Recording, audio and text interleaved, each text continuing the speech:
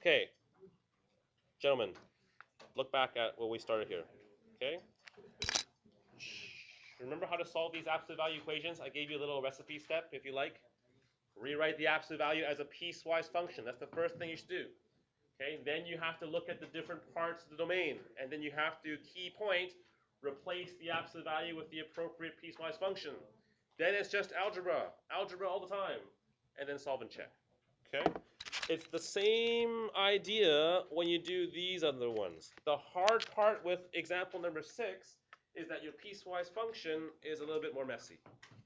Anybody want to help me out? How do we find the piecewise function?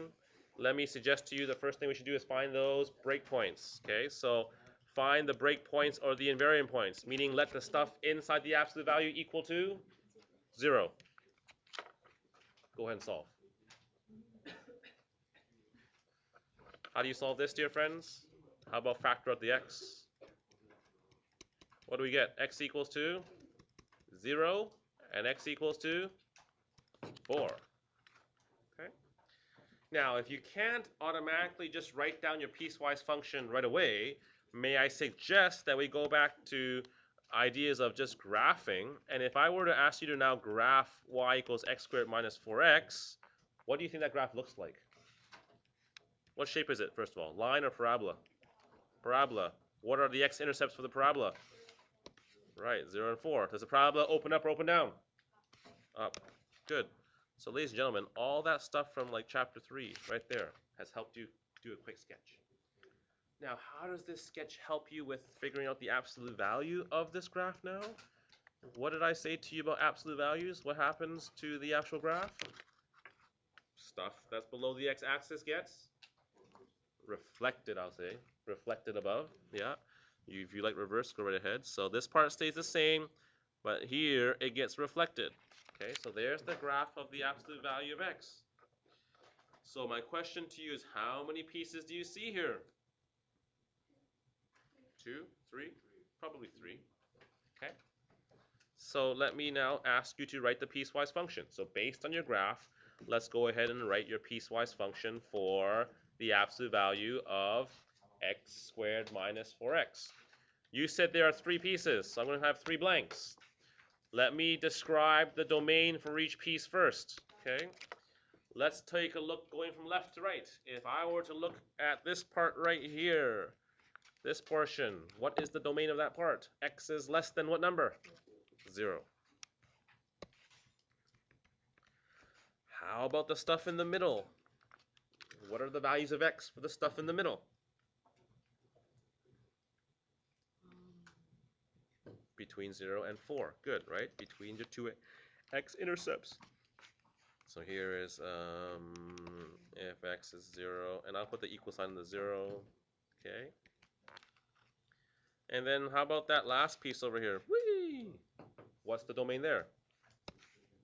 Greater or equal to 4. Thanks, Caleb. Okay. By the way, you only put the equal sign on one of them. Doesn't matter where you put it. For me, I like to put it like that. But if you wanted to put all the equal signs like in the middle, like this, that's perfectly fine as well. It doesn't matter. Okay. Okay.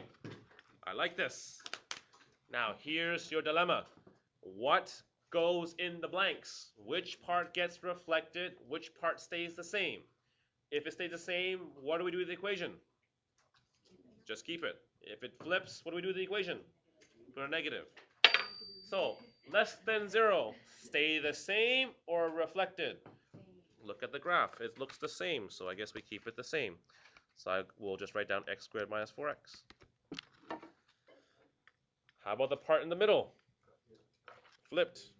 So it becomes negative x squared plus 4x. Okay. Last part. Stay the same. X squared minus 4x. Okay, ladies and gentlemen, you've written your piecewise function. Congratulations. Step 1 is done. Okay, what's step 2? It's time to actually look at the separate cases and solve them. How many cases do we have? How many?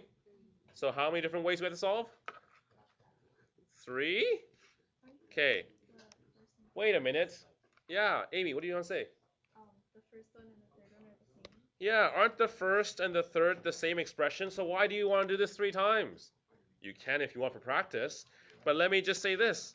Why don't we just split it up into 2 different cases? Here's case number 1, where your domain is x is less than 0, or when it's greater or equal to 4. Okay? And then we'll solve the other case where x is just between 0 and 4. Like, don't do it 3 times if you can only do it twice, unless you like doing things again and again and again. Okay? So here's what I'd like us to do then. Okay, I'm going to take the absolute value equation and write it down again. So this is our original equation. Okay, write it in both. And my question to you now is, what are we going to replace this absolute value with? What do we substitute it with for the piecewise function? The one on the left, what do I substitute it with? Yeah, so over here. Just leave it as, yeah, x squared minus 4x equals to 3. Go ahead and solve. So I'll solve this as x squared minus 4x minus 3 equals 0. Okay? Dot, dot, dot, dot, dot. Okay, I'll let you solve that in a second. But let me do case number 2 also to help you out. What do I replace the absolute value of x squared minus 4x with on the right-hand side?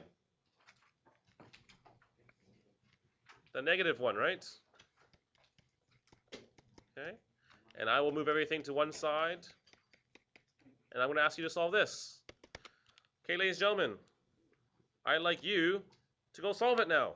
Solve both. Gentlemen, so the one on the left, I don't think you can factor. So what do? Quadratic formula, right? And then if you got that, dot, dot, dot, dot, I think, what do you get as the answer? Is it 4 plus or minus something? What is it? 4 plus or minus? 4 plus or minus root 28? Okay, now if you want decimals, what are the decimals? 4.65. Yeah, and the other one is? Negative 0.65.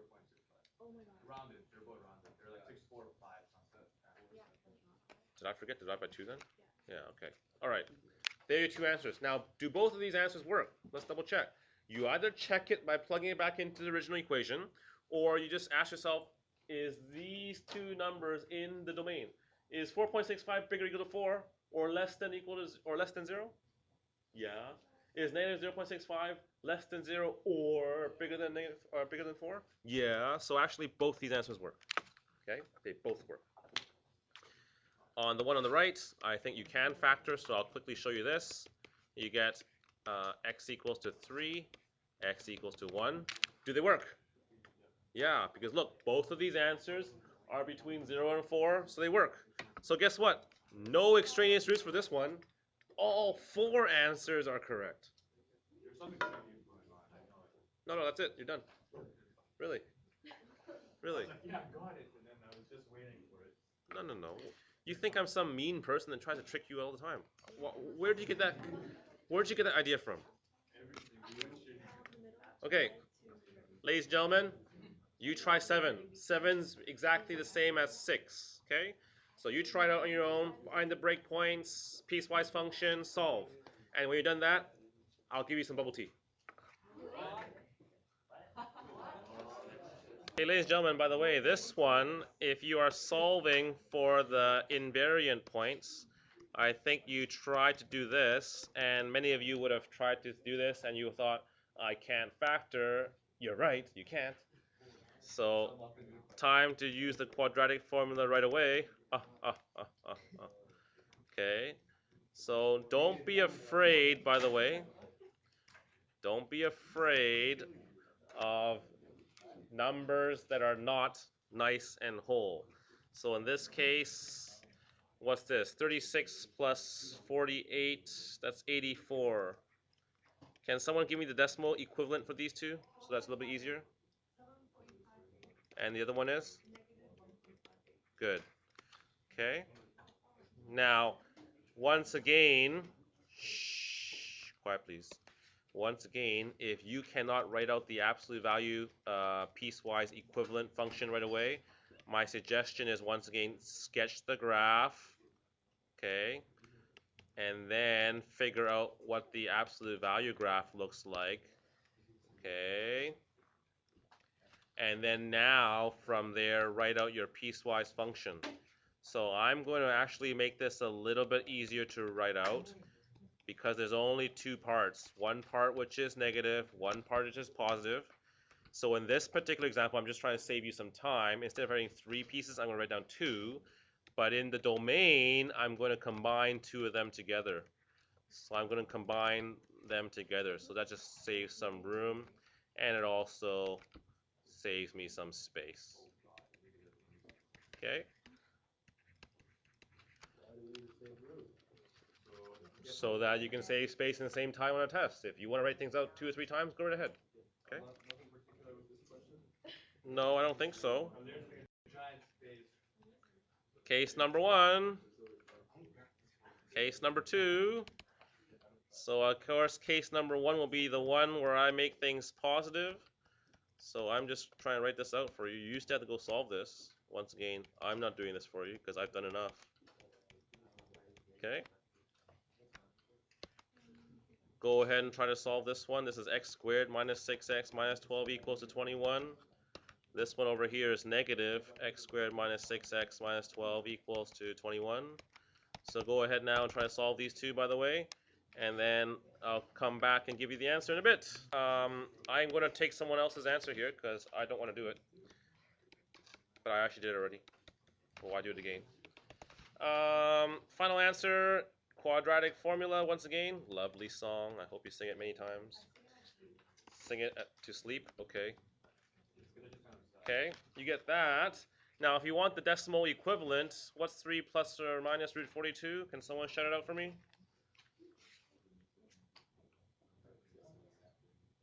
What's the decimal equivalent?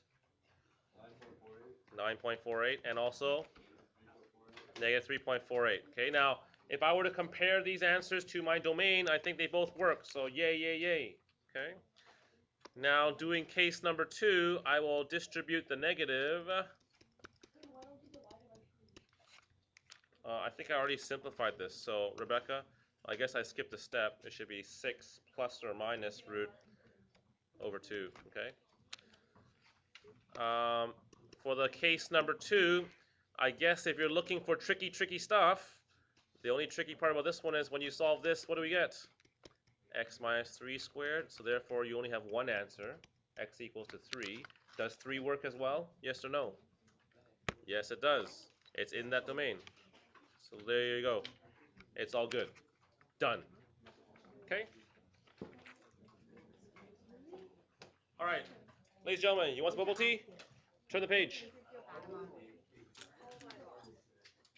Turn the page for bubble tea. Okay?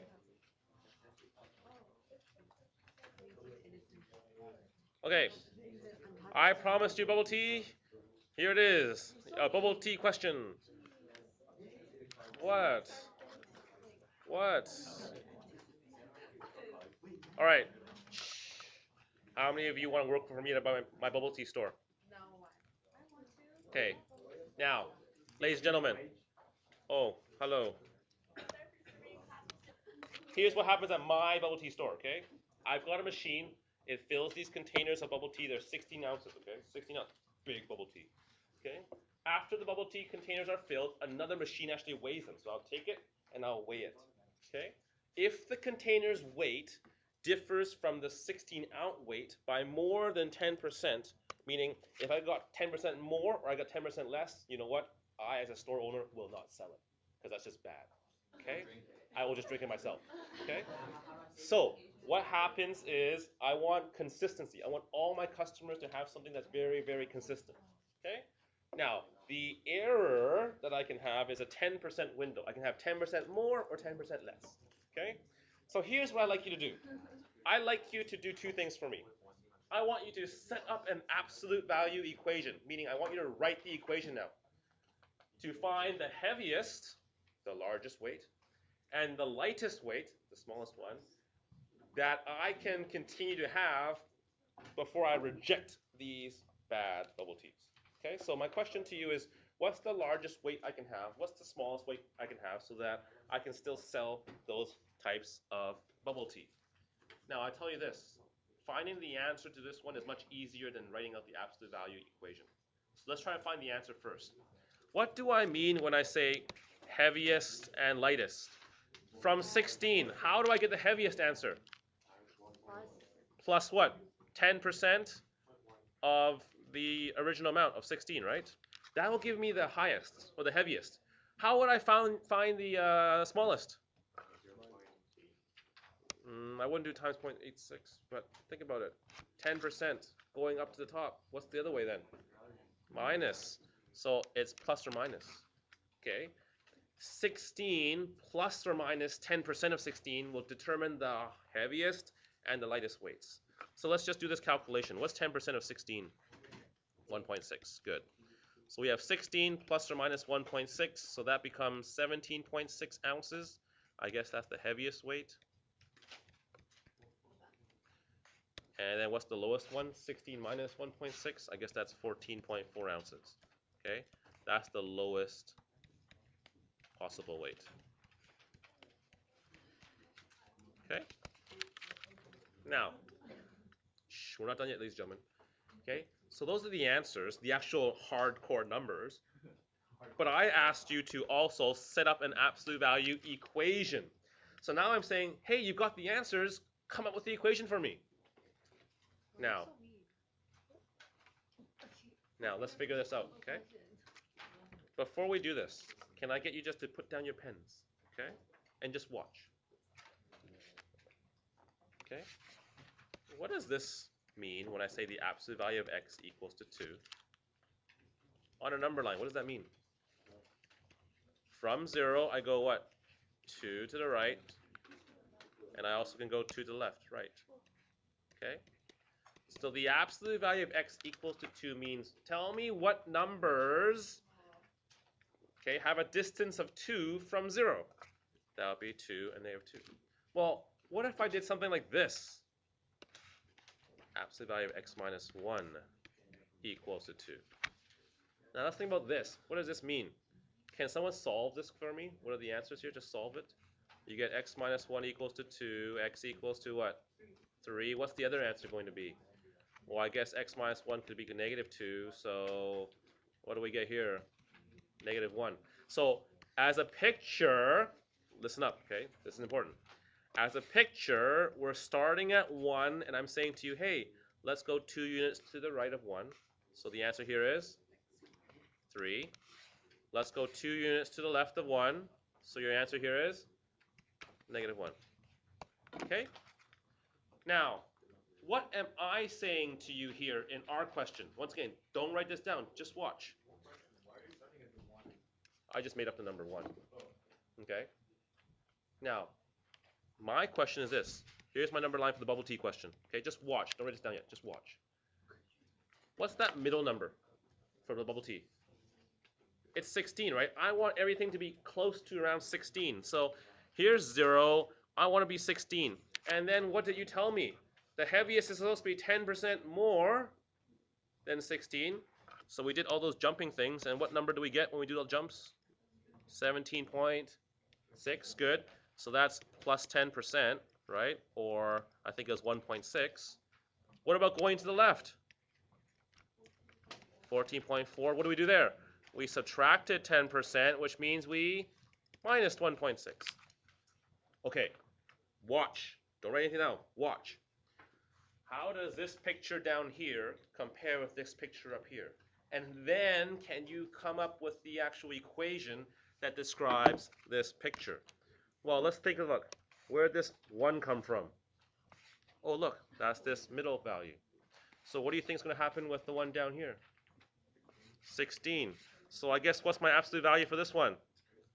X minus 16. Good. 16 is my center, okay? And I'm going to the left and right from that. Okay, up here, where did this 2 come from? The number of jumps, or the distance away from the center. What's the distance away from the center for this question? 1.6. So guess what? X minus 16 equals to 1.6. There's your equation. Okay? So let's go ahead now, go back to your notes, and now you can pick up your pencils. What I'm going to do is draw a picture of what we have here. So here's 16. We went 10% more to give you 17.6. I'll say this is plus 1.6. We also started at 16, and then we went to the left, which is minus 1.6, which gave us the value of 14.4. So to translate this into an absolute value equation, we have here x minus 16, that's the center, and this equals to 1.6. Okay? So I'd like you to write that down, and then I'm going to show you an honors question, and then I think I'll stop for today. I won't do the next section with you. I was going to do 7.4 as well, but I guess not. The leadership people came. Right. Okay? Once again, if it's a visual, you can split this up into two different equations. So I'm going to ask us to plot the two sides separately. Do you remember how to find the absolute value? It's under the button called Math, then choose Number, and then choose number 1, abs. Okay, so abs, x plus 1, close the bracket. And I'm going to ask you to add to this another absolute value, x minus 3, close the bracket. And then I want you to put the 6 as a separate equation. So let's leave 6 here, and I'm going to ask you to press graph, and let's go zoom standard, and let's see what you get. Okay? There's your graph. So two absolute values on the left-hand side give you this weird-looking graph. It's not a V anymore. It's like a V with some part got cut off. Trapezoid. Weird. Now, how would you solve this question using your graphing calculator? Solving means finding the x-coordinates of the intersection points. So let me quickly find the intersection points for you. Press number 5. The first one's 4, 6. Let me do one more. And I hope you can do this too. Okay. -2. Okay. Let's graph this out, please. Okay. Shh. How come there's so much chatting right now? You all should be doing this. Okay. So let's go ahead and graph this out. Okay.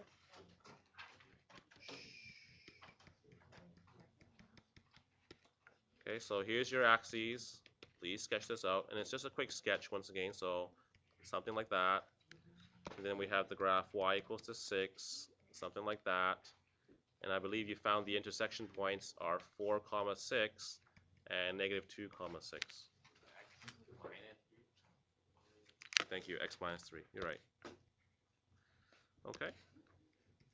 So ladies and gentlemen, I guess you've already found the solutions visually. The solution is x equals to -2, x equals to 4. Okay?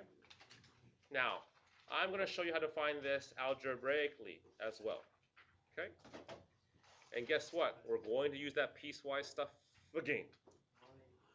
Now, because there are two separate absolute values, guess what? Two separate sets of piecewise functions. Let's take a look at the first one here. If I were to write this as a piecewise function, we always know that one piece is positive. We know the other piece is negative. The difficult part is which part, or what is the domain for each of these parts. Anybody give me a hand here? I think it's -1. What's the signs that go inside here? Where did I get -1?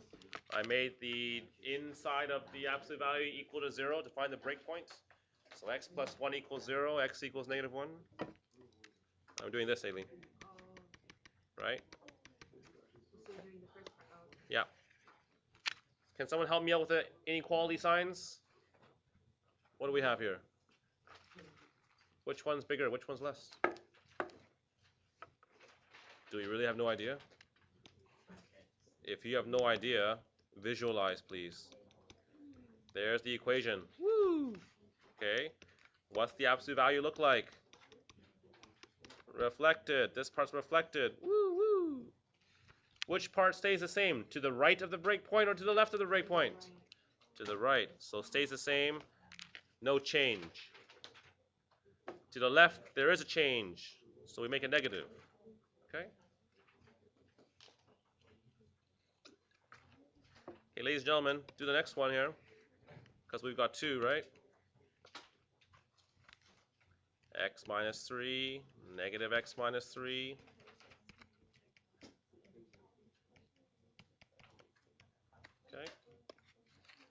right now, I see 1, 2, 3, 4 different pieces.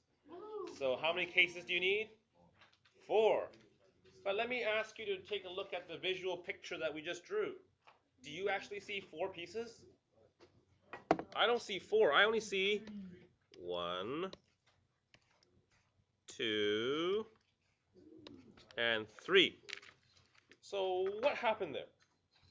Okay, let's think about this. Okay, maybe if you just put your pens down and just think about this. Let's think about this right now. Okay, if I were to draw a number line, just watch, don't write this down. Okay, and if I were to plot this, look what I have for my breakpoints. I've got a breakpoint at -1. Okay, that's the one from the green. I've got a breakpoint from 3, which is the blue. Okay, look what I did with the green and the blue. I've got a part that is to the left of -1. I've got a part to the right of -1. Okay. With the blue one, I've got a part that's to the left, and I've got a part that's to the right. So yes, there technically are 4 sections or 4 parts, but if you think about it, I only see 3. Here's a part, here's a part, and here's a part. Okay, so these two kind of like overlap each other. So here's what I'd like you to do. Okay, now you can pick up your pencils. Okay, I'm going to ask you to look at how many cases? How about 3 different cases? Case number 1, case number 2, and case number 3. Okay, I know that's not going to leave enough space, but let's just ignore that right now. Okay? Now, case number 1 is the region that is to the left of this breakpoint. I guess left of -1. Okay? So let's call this x is less than -1. That's the yellow part. Yellow part. Okay? Yellow part of my picture.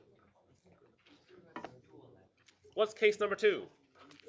That's the part in the middle. So between 1 and 3, that will be the green part in the picture. Case number 3 is where x is greater than 3. That's the blue part of the picture.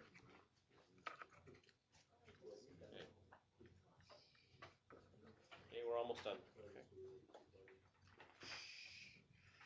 Now, how can we actually solve this? Once again, I'm going to have you substitute or replace in the pieces of the absolute value. So let me just ask you to once again write down the actual question. Okay, and let's do this for each of them. Okay, we're almost done. Bear with me. Okay. And then we're going to solve each of these 3 individual cases. Okay.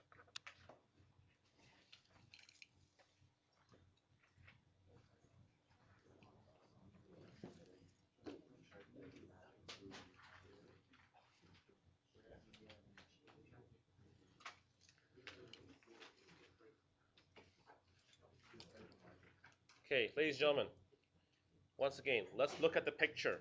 Case number 1 is the yellow part. We know there's an answer, so let's see how we can find this answer. Can someone tell me, if I were to ask you to replace the absolute value of x plus 1 with something, what would you replace it with when we're looking at the domain that where x is less than -1? Is it the positive x plus 1 or the negative x plus 1? Which one? It does matter here. Which one though? It's the negative, because look at my domain. I'm looking for x which is less than -1. So which piece works, the top or the bottom? It's the bottom. So I'm going to ask you to replace this with negative bracket x plus 1. Okay? Got a plus. Now, same question. What about this x minus 3? What do I replace that with in the blue? Is it the top function of the blue or the bottom function of the blue? Which one, top or bottom?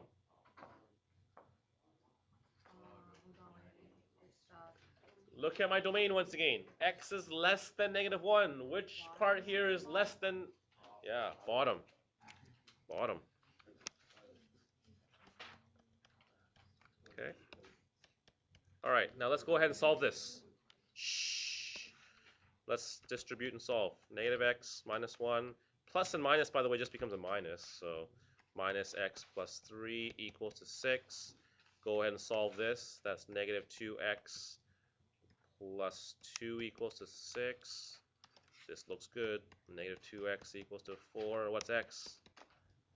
Negative 2. Double check. Is this answer in my domain? Yes. And look at that. X equals negative 2 is exactly the same as what I had in my picture, right? Negative 2. That totally makes sense. Okay?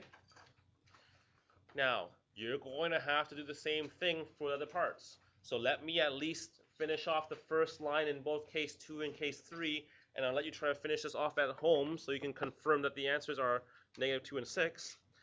Let's do case number 2 once again. What does this x plus 1 become? Now notice in this case, my domain is x is bigger than or equal to negative 1. So do I use the top or the bottom? Top or bottom? Top. Because it's bigger than or equal to negative 1. Top. Okay, how about this next piece? X minus 3. I'm looking for values that are less than or equal to 3. Top or bottom for the blue piece? Bottom. Good. Now watch, watch, watch. You get something weird. Okay. What do you have here? This becomes a minus. Okay, so x plus 1 minus x plus 3 equals 6. X minus x is 0. 1 plus 3 is 4. 4 equals to 6. Not in my lifetime, it's not. So what happens? No solution. And that makes total sense because look at what you actually have done. Okay, look back at the picture. What is 4? 4 is actually this line in green. The actual y value here is equal to 4. What you have said to me in this middle part is that the portion that used to be down here like this and the portion that used to be up like this, if I were to add them together, you get a constant horizontal line of 4. Does 4 ever equal to 6? Nope. Therefore, there's no solution in this region. Uh-oh. How is that 4? Wait, is 4 and 6 that red dot? No. Okay? Ladies and gentlemen. 4 and 6 is 1. Shh. Give me one more minute, please. Okay? Let's do case 3 really quickly. What is x plus 1 replaced as in this case when x is bigger than 3? Top or bottom of the green? Top. What's x minus 3 become? That's also the top. So go ahead and solve this, dear friends, and you'll get the same answer as x equals to 4. Dear friends, homework. Finish this off. We'll see you on Thursday for section 7.4.